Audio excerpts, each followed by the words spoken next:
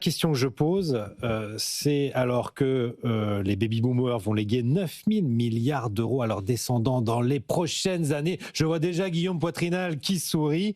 Est-ce que, pour des questions d'égalité réelle des chances, on ne pourrait pas taxer un peu plus en France les successions pour mettre tout le monde sur la même ligne de départ dès le début? Parce qu'après tout, les successions, c'est une rente. Question un peu provoque pour vous, Guillaume Poitrinal. Je commence avec vous. Oui, c'est une rente, la succession. Alors, d'abord, il faut quand même commencer par le constat. On n'est pas un pays où on taxe peu les successions. Donc, j'ai pas les chiffres, mais je pense qu'on doit être plutôt dans la moyenne haute, comme dans tous les impôts. Il peut y avoir plutôt dans la moyenne haute de l'OCDE sur les tranches ultimes. Oui. Donc, voilà.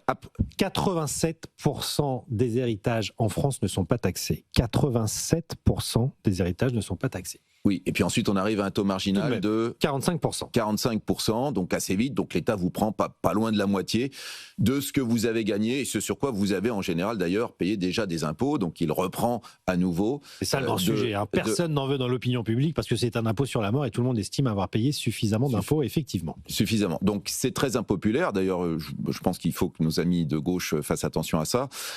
C'est un thème extrêmement sensible pour l'opinion publique et d'ailleurs on voit avec la votation des Suisses. Moi, ce que je peux vous dire là-dessus, c'est que moi, je suis pas contre l'impôt sur les successions. Je suis pas contre la redistribution des cartes. Ça me pose pas problème. Mais j'y vois pas non plus la solution ni à la limitation des inégalités en France et certainement pas, en tout cas, à la situation de nos finances publiques. Parce que à nouveau, on va inventer un petit machin, un petit peu comme l'ISF, pour aller faire 2-3 milliards de plus, uniquement pour le principe, parce que c'est ça que ça va faire à la fin. On a, une fois encore, 150 milliards à trouver. Donc, ça va pas résoudre le problème. Deuxième élément de réflexion, nous sommes aujourd'hui, et il faut quand même que Olivier Faure le réalise, nous sommes un membre de l'Union européenne. Nous avons signé un traité. La base de ce traité, c'est la libre circulation des hommes, des femmes et des capitaux. Et donc, il est très clair aujourd'hui que nous sommes entourés par des pays dans lesquels il y a des droits de succession beaucoup plus faibles, voire quasiment absents. Oui. Italie. Qui n'est pas considéré comme un paradis fiscal. Donc si demain, notamment sur les très hautes successions, vous commencez à arriver à des niveaux de taxation qui sont des niveaux en fait de spoliation, il est très clair que vous allez avoir de l'immigration fiscale européenne parfaitement légale et contre laquelle personne ne pourra rien parce que elle est juste dans les traités et que les traités, je le rappelle, ont une valeur constitutionnelle, même supraconstitutionnelle pour certains. Donc vous ne pourrez pas changer ce phénomène. Au-dessus des traités, nous avons des conventions fiscales qui règlent la territorialité de l'impôt. Oui. Et donc, si vous allez, je crois, en Italie, je ne suis pas fiscaliste, mais vous allez en Italie et l'impôt sur les successions tombe à zéro. Oui. Et la vie à Milan n'est pas particulièrement plus désagréable que ou à Rome ou dans le sud ou sur les îles ou en Sardaigne n'est pas spécialement plus désagréable que la vie en banlieue parisienne, même banlieue chic. Bon, il y a un sujet qui se pose sur la répartition du capital. Autant les inégalités de revenus en France sont très bien traitées. On sait que c'est assez stable depuis 30 ans. Les inégalités de revenus ne se creusent pas.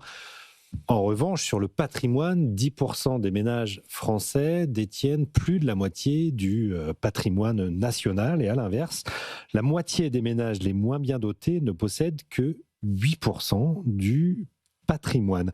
Est-ce que finalement le destin des individus en France ne dépend pas davantage de la naissance que de l'effort tout au long de la vie, Thomas Grébine? Je dirais deux choses. D'une part, ces inégalités de patrimoine, elles n'ont pas augmenté depuis le début des années 2000. C'est-à-dire que dans le débat public, notamment... Donc ça aussi, c'est stable. Oui, c'est extrêmement stable. Je suis allé voir ce matin le site de Gabriel Zucman, donc qui est une référence en la matière qui s'appelle World Inequality Database, et vous regardez la part des 1% les plus aisés dans le patrimoine net des ménages. Oui. Vous voyez que cette part était autour de 30% en 2000 et aujourd'hui on est à moins de 27%. Donc cette part, la part du 1% a baissé. Alors, c'est pas ce qu'on a entendu dans le débat public à la rentrée. Hein. On a martelé de partout. Dans ces 1%, il y a les milliardaires, enfin les super milliardaires français. Quand vous prenez la part des 10% les plus riches, ben là c'est pareil, la part elle est autour de 60%, elle est complètement stable depuis 2000. Donc on a toujours un peu cette vision qui est déformée par la réalité américaine, où là en effet il y a eu une augmentation forte des inégalités de patrimoine. Donc en France, ce n'est pas vrai qu'il y a eu une augmentation forte des inégalités de patrimoine depuis 2000. Après, il y a une concentration quand même. Évidemment, il y a une concentration, et c'est vrai qu'au fur et à mesure que notre modèle de croissance s'étouffe, que nos gains de productivité sont faibles, eh ben, la façon que vous avez de vous enrichir, c'est de moins en moins par les revenus du travail et de plus en plus par l'héritage. Donc ça, c'est vrai que ça, c'est une réalité par ailleurs. Et donc ça, c'est là aussi où nos débats sur les déficits publics, sur la dette publique, sur le modèle de croissance, sur la désindustrialisation, à un moment, tout ça est lié. Et donc si vous n'arrivez plus à avoir des hausses de salaire qui ne sont pas financées par des déficits publics, oui. Si vous n'arrivez pas à avoir des hausses de salaire, il y a un moment, votre seule façon de vous enrichir, c'est via l'héritage, c'est via vos parents, quoi. Oui, un héritage qui va en plus de retraité à retraité, si je puis dire, parce qu'on hérite aujourd'hui à 60 ans passés en moyenne, Mathieu. Moi, je suis assez gêné quand même par l'hystérisation de ce débat. Par l'hystérisation de ce débat. On a besoin, je veux dire, c'est sûr que quand on arrive sur la concentration des richesses, on veut scalper les plus riches. Je ne sais pas si c'est vraiment un débat sain parce qu'on est dans le symbole. C'est très français, hein. On adore ça quand même. C'est très français. Derrière, effectivement, vous le rappeliez, c'est aussi un appel à pousser à l'expatriation vers des cieux fiscaux plus cléments. Pour un symbole, est-ce que ça en vaut la peine ? Derrière ce sujet de la transmission, évidemment que personne ne peut être contre l'égalité des chances dès la naissance. Il faut aussi rappeler qu'on vit dans un pays, effectivement, qui maintenant commence à manquer de marge de manœuvre budgétaire, où il faut quand même repenser un peu nos curseurs. Oui. Mais dans un pays où l'école est gratuite, où on se fait soigner gratuitement, on part pas from scratch, quoi. Oui. Et cette idée de vouloir transmettre, pour terminer, du patrimoine, une transmission de patrimoine, pareil, on part pas from scratch et elle est déjà taxée. Et un patrimoine transmis, c'est aussi de l'argent qui circule. C'est pas neutre pour l'économie non plus. Alors, avant qu'on parle, parce qu'en fait, le vrai sujet, c'est quand même le patrimoine professionnel. Si on veut commencer à monter dans les tours de vraies sommes. C'est vrai qu'on a très rapidement si on veut parler non plus quelques millions, et quelques dizaines, quelques centaines, quelques milliards d'euros, le sujet, c'est le patrimoine professionnel. Là, la question est extrêmement compliquée. Dans tous les pays d'Europe, quasiment, vous transmettez votre entreprise avec très très très peu d'impôts à vos enfants. Y compris la France. Vous avez beaucoup plus de conditions. Par exemple, c'est plus intelligemment fait en Allemagne qu'en France, parce que pourquoi ? En Allemagne, vous pouvez, ils sont en train de le revoir. Mais enfin, jusqu'à présent, vous pouviez avoir jusqu'à 0 à transmettre les actions à vos enfants, les actions de votre entreprise. 0. C'est pas 75% de déduction comme chez Dutreil, c'est 0. Mais plus intelligemment que Dutreil, la base fiscale de vos enfants tombe à 0. C'est-à-dire que comme vous êtes transmis à 0, votre base fiscale tombe à 0. Donc si vous revendez l'entreprise, vous la revendez avec une plus-value dont la base est 0. C'est-à-dire vous êtes à 100% de plus-value. Alors qu'en France, en fait, et c'est un peu le sujet de Dutreil, vous allez hériter de la valeur. Donc si moi je récupère 100 millions, elle va rentrer dans mon patrimoine enfant, moi héritier. Je ne suis pas du tout héritier, que vos hériteurs sont autrefois. Mais elle rentrerait si mon père avait gagné au loto, voilà, ou à l'euro-million, et qu'il avait investi dans une entreprise. Je peux récupérer une entreprise qui vaut 100 millions. Oui. Elle rentre dans mes comptes à 100 millions. Si je la revends le lendemain ou quelques temps après, j'ai une obligation de détention évidemment, oui. Je ne vais être imposé que sur 20. Alors qu'en Allemagne, je suis imposé sur 100. Vous voyez, j'ai 0 de base fiscale. En fonction de la durée de détention aussi. Je crois que la durée de détention est bien plus longue. Après, il y a une durée de détention qui est encore plus longue. Mais du coup, qu'est-ce qui se passe ? Eh bien, en fait, les entreprises allemandes sont quasiment jamais vendues.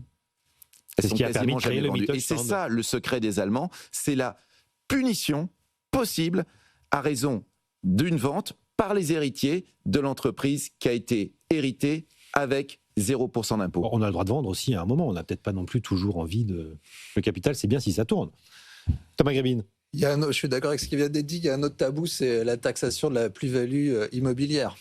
notamment sur la résidence principale. Oui. C'est vrai que d'un point de vue, alors là, c'est bon, on a beaucoup de taxes en France, donc je m'en veux de proposer de nouvelles taxes, mais c'est vrai que notamment il n'y a plus qu'un endroit effectivement de l'assurance vie et la cession de la résidence principale. Si vous regardez ce que disait David Ricardo, c'est vrai que si vous avez une augmentation de la valeur de la terre, c'est ce qu'on peut considérer comme un enrichissement sans cause. C'est un peu tout ce qui nous reste. Non mais alors, je suis tout à fait d'accord. On est d'accord. On en a parlé tout à l'heure hors antenne. Je pense qu'en fait, il y a une anomalie en France là-dessus. Moi, je suis pour des taux bas, des assiettes larges. Taux bas, principe d'un bon impôt. Principe d'un bon impôt. Ouais. On dirait demain, votre résidence principale, elle est plus exonérée. Vous allez payer 15%. Et on mettrait ces 15% aussi sur votre résidence secondaire, qui, je rappelle, est exonérée complètement au bout de 30 ans avec 2 barèmes différents. Hein, un barème pour les prélèvements sociaux et un barème pour l'imposition sur les revenus. On n'y comprend plus rien d'ailleurs, hein, avec deux calendriers. Le type qui a inventé ça, franchement, c'est un héros, quoi. Tu vois, c'est encore. Faudrait trouver les députés, les inviter ici. Pourquoi est-ce que vous avez 2 barèmes différents entre les prélèvements sociaux et l'impôt sur le revenu? Mais grosso modo, sur la résidence secondaire, vous commencez à 36% d'impôt, et puis vous finissez à 0 si vous avez été assez patient ou assez à l'utiliser ou ne pas l'utiliser pendant 30 ans. Donc il faut dire 30 ans. Vous diriez, écoutez les amis, on est raisonnable, on prend 15% de la plus-value, peut-être un peu plus au début pour pas que vous fassiez marchand de biens, quand même marchand de biens c'est pas terrible, mais au bout de 3 ans, au bout de 4 ans, au bout de 5 ans, on prend 15% de la plus-value, ça accélérerait la fluidité du marché parce qu'il y a beaucoup de gens qui bloquent sur les cessions parce qu'ils veulent aller jusqu'à 0%, c'est-à-dire les 30 ans, ils veulent aller jusqu'au bout, d'accord? Ça rapporterait de l'argent à l'État, ça serait probablement une mesure d'une certaine justice sociale qui serait utile. Ouais, bon courage pour la faire passer dans l'opinion publique aussi. Je me souviens de Bruno Le Maire qui avait eu l'idée, qui voulait mettre un seuil d'exonération à 300 000 €, mais à partir au-dessus des 300 000 €, vous étiez taxé. Ça avait été enterré par l'Élysée assez rapidement. Mathieu. Oui, non, c'est sûr que je suis assez d'accord avec vous. Après, c'est de la nitroglycérine. Hein. Ouais. La résidence principale, c'est son nid. Et on veut pas qu'on touche à son nid. Hein. Et c'est souvent le principal capital et le principal patrimoine. Enfin, mais c'est l'écrasante majorité des Français, évidemment. Et en même temps, c'est peut-être la plus grande injustice aujourd'hui. Elle est immobilière. Et aujourd'hui, elle est immobilière. Oui. Je veux dire, aujourd'hui, vous avez dans des villes où le foncier est hyper tendu. Vous prenez une ville comme Paris. Si vous n'êtes pas un héritier, vous n'avez pas votre nid. Oui. Vous ne pouvez pas construire votre nid si vous n'êtes pas un héritier. Oui. Ça, c'est la réalité à Paris. Et cette fortune-là, c'est une fortune de circonstance qui n'est. C'est pas. Enfin, la fortune immobilière sur la résidence principale, elle n'est absolument pas méritée.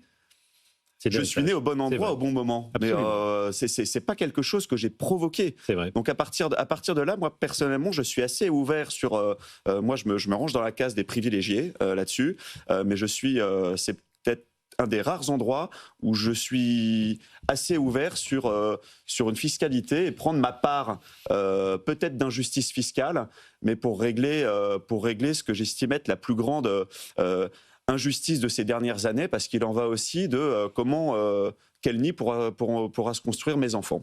J'avais écrit dans un livre, vous savez, c'est le premier moment, depuis la création de l'université à Paris, pendant le Moyen-Âge, nous vivons les premières années où un professeur d'université ne peut plus habiter dans Paris avec son salaire aujourd'hui. Il ne peut plus, malgré l'encadrement des loyers, malgré etc. Il ne peut plus se l'offrir. Donc on crée, c'est vrai, et puis c'est d'autant plus justifié que quand même, la plupart des accroissements de patrimoine dont on parle, ça n'a pas eu lieu avec l'assurance vie qui vous rapporte du 2,75% ou du 3%. Le gros des accroissements de patrimoine, c'est l'immobilier. Il faut pas se raconter c'est l'envolée du marché immobilier. Et donc, il faut lui redonner de la fluidité. Il faut que cet accroissement de patrimoine, il puisse tourner. Et donc il faut absolument qu'on puisse le vendre plus vite. Il faut arrêter avec le malthusianisme de la détention immobilière. Il faut faciliter, il faut baisser les droits de mutation même. Ouais. Il faut baisser les droits de mutation. Il faut prendre un petit impôt sur les plus-values, un taux faible, une base large. Voilà ce qu'il faudrait faire. Voilà un bon programme pour la présidentielle. On en revient encore au sujet immobilier. Je vois que c'est récurrent, quelles que soient les thématiques finalement qu'on peut aborder dans cette émission. Il faudra peut-être faire une émission spéciale. Il nous reste. On peut parler de vin si vous voulez aussi. Une grosse. Ça m'intéresse m'intéresse aussi. Bourgogne peut-être, non ? Voilà, plutôt. Ça sera le sujet d'une émission spéciale également. Logement et vin.